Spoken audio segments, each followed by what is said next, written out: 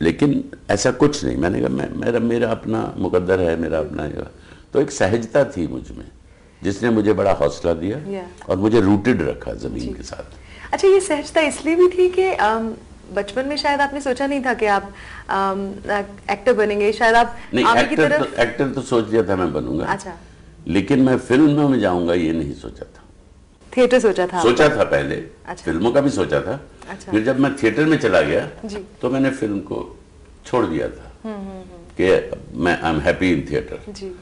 लेकिन जब बाहर आए तो सच्चाई सामने आई कि थिएटर में आप कमाई नहीं कर सकते। जी। पंजाबी और हिंदी थिएटर में खासकर आप जीविका अपनी नहीं कमा सकते हो। अच्छा, FTI पहले NSD national school of drama, hardcore theatre, उसके बाद FTI slightly moving towards cinema and film making as a craft. जब आप रियल सिनेमा में आए तो उसमें ऐसी कोई चीज़ें थी जो थ्योरी में आपने पढ़ी हो लेकिन आपको आपने अनलर्न की, आपको लगा कि नहीं इट्स नॉट सो इम्पोर्टेंट, और आपने अपना स्टाइल जो उसको ज़्यादा मांझा? नहीं, ऐसा नहीं है, मतलब कि कुछ नकारना पड़ा। अच्छा। लेकिन ऐसा कोई कॉन्शियस वो भी नहीं था कि अरे इसको रखूंगा तो काम नहीं मिलेगा। लोग जब बोलते थे कि मेथड एक्टिंग तो मैं बड़ा कंफ्यूज है। मैंने मेथड एक्टिंग क्या होता है? हमने तो कोई मेथड एक्टिंग नहीं की है, हमने पढ़ा मेथड्स को। स्टैनिस्लॉवस्की को भी पढ़ा, ब्रेख्त को भी पढ़ा, ग्रोटोवस्की को भी पढ़ा। लेकिन ये मेथड मतलब तरीका, आपका काम करने का तरीका। लेकिन बाद में ध्यान में आया कि जाहिर है तीनों को पढ़ के कहीं आपने थोड़ा थोड़ा उनसे लेके you picked up the best of the three and sieved everything. हाँ, और उसको आपने अपना मेथड बना दिया कि भाई आप बेसिकली क्या है एक्टिंग, कि आप किसी दूसरे को जीवंत करते हैं, आप किसी दूसरे के अंदर आत्मा फूंकते हैं, उसको इमोशंस देते हो, उसको हंसी देते हो, उसको रोना देते हो।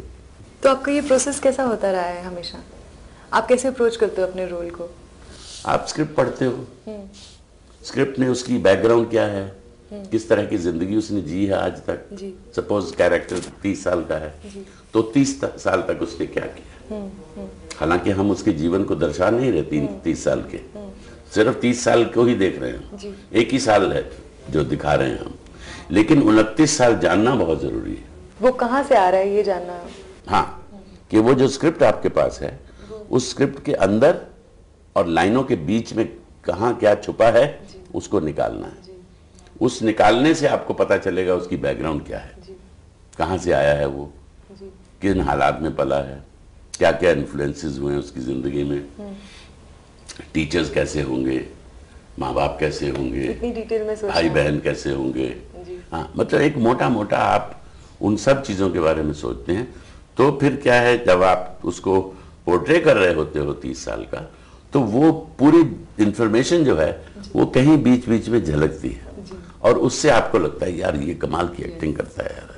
You started with amazing cinema, of course Shyam Benegal, Govind Nihalani, and उस वक्त के जो सारे डायरेक्टर्स थे, of course that was one of the most revolutionary periods of Indian cinema.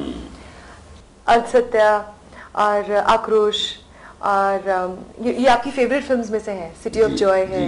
एक तरफ इस तरह का बॉडी ऑफ वर्क है और एक तरफ रेगुलर जो आप कर रहे हैं कमर्शियल सिनेमा, जहाँ बहुत मीडियोकर एक्टर्स आपसे कहीं ज्यादा बड़ी भूमिका निभा रहे हैं। Whatever, anybody who is an Om Puri fan would wonder sometimes कि ये इसमें कैसा फील करते हैं। आपको लगता है कहीं ना कहीं कुछ मिसिंग है कि आप हर बार ही उतना ही पैशनेटली हर रोल निभाते हैं? नहीं, उतनी पैशनेटली तो नहीं निभा सकता, ये ह्यूमनली पॉसिबल नहीं है। मुझे बहुत अफसोस होता है कि मुझे इस तरह की फिल्में करनी पड़ती हैं जिनमें मेरा मन नहीं है। मैं कोशिश जरूर करता हूँ कि उनमें मन लगाऊं, क्योंकि आप पैसा ले रहे हो उनसे।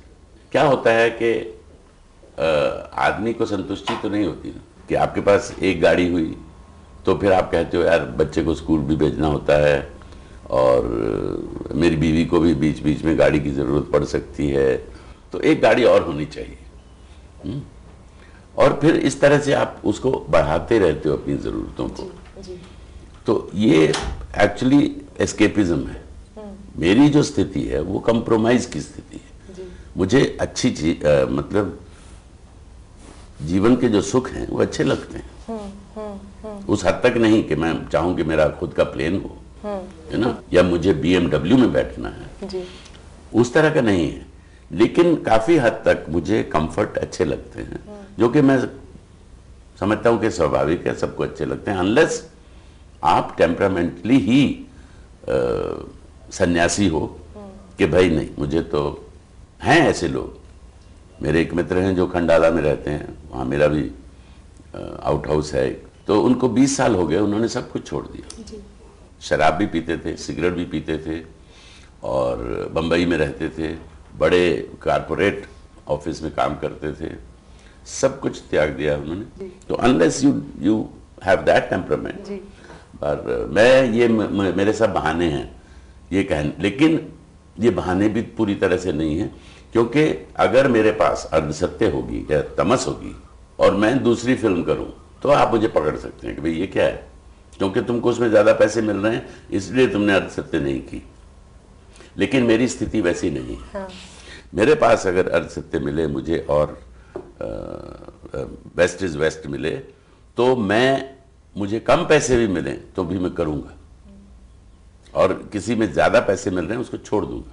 आपको मिल रहा है उतना काम अपनी इंडियन इंडस्ट्री में अभी वैसा जैसा आपको आपके मन को छुए? नहीं, कमर्शियल सिनेमा से मुझे अच्छा काम नहीं मिला। कितने सालों से? 1-2-3 फिल्में छोड़कर। कौन कौन से? राजकुमार संतोषी की चाइना गेट, घायल, चाची 420, that was a good माला माल वीकली, जी। पहले मेरे बाप पहले आप, ये कुछ 5-7 फिल्में हैं जिनमें मुझे एक मेजर रोल मिला है। It's very strange कि हाँ, एक फर्ज नाम की एक फिल्म थी, उसमें भी काफी बड़ा रोल था। लेकिन बाकी सब छोटी फिल्में, कैमियो। सबसे मेरी जिंदगी की एम्बैरेसिंग फिल्म है बुड्ढा मर गया। अच्छा, ये जो एक्टिंग का ये जो पूरा लाइफ ऑफ एन एक्टर है, इसने आपको क्या जॉयज दिए हैं और इसने आपको क्या दुख दिए हैं? देखिए, मुझे दुख तो बिल्कुल नहीं मिले हैं एक्टिंग से। मुझे लगता है एक्टर से बढ़िया प्रोफेशन कोई नहीं है। अच्छा। हाँ, थोड़ी सी तकलीफें हो सकती हैं कि कई बार गर्मी में काम करना पड़ता है आपको, लेकिन आजकल तो वो भी सुविधाएं हो गई